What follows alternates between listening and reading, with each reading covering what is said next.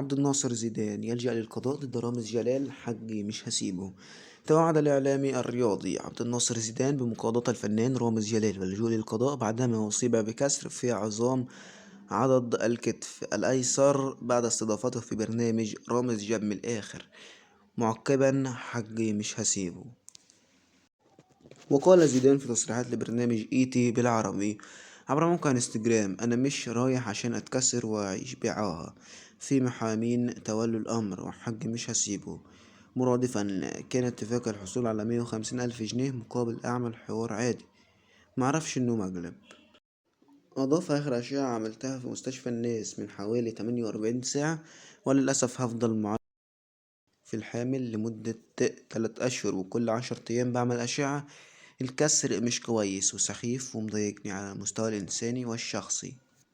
ما رأيكم في تصريحات عبد الناصر زيدان، وهل فعلا من حقه يرفع قضية ضد رامز جلال؟ لا تنسوا الضغط على زر الاشتراك في القناة الموجودة بالوصف، ولا تنسوا الضغط على زر اللايك والاشتراك في القناة وتفعيل الجرس ليصلكم كل جديد.